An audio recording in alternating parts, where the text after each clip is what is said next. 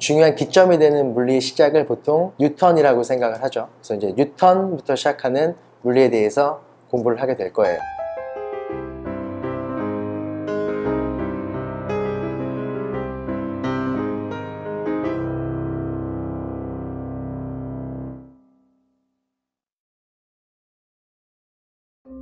왜 뉴턴 물리지? 라는 생각이 들 수 있어요. 물리면 물리지 무슨 뉴턴 물리야?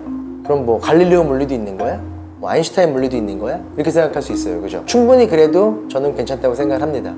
왜냐하면 물리라고 하는 거는 물리학자가 가지고 있는 기본 철학을 바탕으로 발전을 해요. 단적인 예로 플라톤 학파가 있었어요. 플라톤의 철학을 함께 공유하는 사람들의 모임. 그분들도 수학이라는 도구를 통해서 자연을 이해하려고 했어요.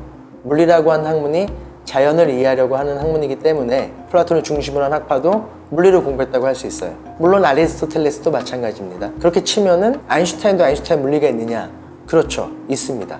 아인슈타인의 철학은 매우 중요한 건 상대성 이론을 이해할 때 중요한 거고, 보호를 중심으로 했던 코펜하겐 학파의 철학은 양자론을 이해하기 위해서 매우 중요한 거예요. 뉴턴 물리도 그럼 철학이 있느냐? 당연히 있죠. 뉴턴 철학. 이 철학이 엄청 중요한 이유를 하나의 일화로 말씀을 드리면, 하이젠베르그라고 하는 아주 유명한 물리학자가 있어요. 이분이 만드신 이론이 불확정성 원리라고 하는 이론을 만드셨어요. 이분은 잠을 자지 않고 연구하신 분이에요. 그러니까 자서전을 보면은 하루에 8시간은 물리 공부를 했고 하루에 8시간은 피아노를 쳤어요. 그리고 나머지 8시간에 데카르트의 변증법적 논리라고 하는 이 부분을 공부하셨는데, 불확정성 원리에 기반이 되는 철학으로 사용하셨다는 거죠. 그럼 불확정성 원리를 명확하게 이해하려면 변증법 어느 정도는 알고 있어야 된다고 저는 생각을 합니다.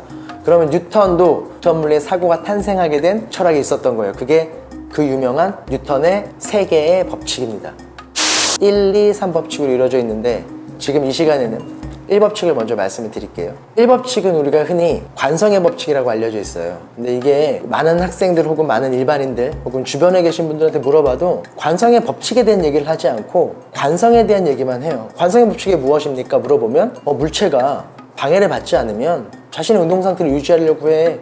나도 졸리면 남이 방해하지 않으면 계속 자고 싶어. 그런 관성이 관성의 법칙의 내용 아니야? 뭐 일부분은 맞고 일부분은 틀려요. 그 부분은 관성입니다. 관성. 그럼 뉴턴이 말한 관성의 법칙이란 관성이 성립해야 한다는 명제예요. 관성이 성립하는 시스템에서만 논의를 할 수 있다는 거예요. 바꿔 얘기하자면 관성은 뭐냐? 그건 갈릴레오가 예전에 정의를 했죠. 그 유명한 실험 있잖아요. 구슬이 뚜루루 굴러가서 접시에서 이렇게 구르다가 접시를 좀 더 기울기를 낮추면 뚜루루 굴러가고 더 낮추고 더 낮추고 더 낮췄더니 평평하게 만들었더니 쭉 영원히 갈 것이다 라는 사고 실험을 했고, 이런 게 관성이다. 정확히 얘기하면 어떠한 물체가 외력을 받지 않을 때 자신의 운동 상태를 유지하려는 성질, 이게 관성이에요.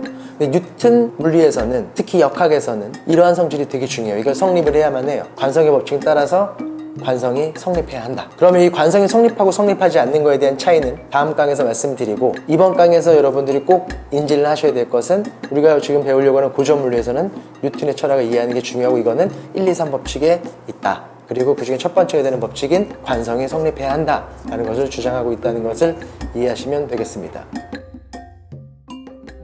그러면 과연 관성이 성립하는 게 어떤 의미를 가지고 있느냐? 성립을 한다는 얘기가 있다는 건 반대말이 하나 있어요. 그게 뭐예요? 성립하지 않는다. 그런데 뉴턴 물리라고 하는 건 성립하는 공간에서만 얘기를 해야 한다. 이 매우 중요한 얘기인 게, 관성이 성립한다, 성립하지 않는다를 판단하는 사람은 관찰자라고 하는 아주 중요한 사람이에요. 고전 물리에서 이 관찰자 역할이 매우 중요해요. 뉴턴이라는 과학자가 했던 말 중에 유명한 말이, 자기 자신은 거인의 어깨 위에서 세상을 바라보기만 했다는 말을 했어요.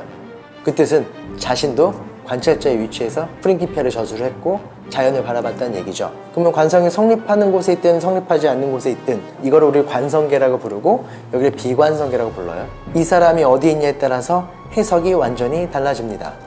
그럼 이제 관성이 성립하는 곳에서 이제 2법칙, 3법칙을 논할 수 있는 거고, 관성이 성립하지 않는 곳에서는 논할 수가 없다. 결국 1법칙은 관성계와 비관성계가 무엇이냐, 어떤 차이가 있느냐를 서술하는 법칙이고, 뉴턴 법칙은 이 관성계에서 모든 법칙들이 성립한다, 이 얘기를 하고 싶었던 거죠. 그럼 관성계와 비관성계 도대체 말은 되게 그럴싸해 보이는데 어떤 차이를 갖냐? 아주 쉬운 예를 들어 드릴게요. 이제 버스에 어떤 친구가 롤러스케이트를 타고 올라갔다고 합시다.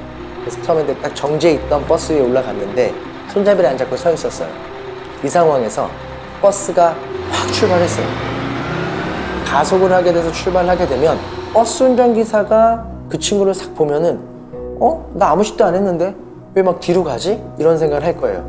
반대로 나는 친구가 버스에 올라간 걸 보고 인사를 하려고 하는데 친구는 분명히 가만히 있는데 버스가 훅 가요. 즉 저는 관성계인 거고 버스 운전기사는 비관성계인 거죠. 만약 이 운전기사가 뉴턴 역학을 배운 친구라면 이렇게 얘기할 거예요. 세상에는 존재하지 않는 힘이 있습니다. 그게 바로 저 친구를 밀었습니다. 그리고 우리는 그것을 뭐라고 표현을 하냐면 관성력이라는 걸로 표현을 해요. 관성력은 매우 유용하게 활용하는 힘인데 뉴턴 역학에서는 비관성계에만 존재하는 힘이니까 우리는 없는 힘 취급하자 라고 뉴턴은 딱 선을 긋고 나머지 법칙과 철학들을 설명을 하게 됩니다. 그래서 1법칙은 이 정도까지 제가 설명을 드리고 다음번에 2법칙과 3법칙에 대해서 말씀을 드리겠습니다.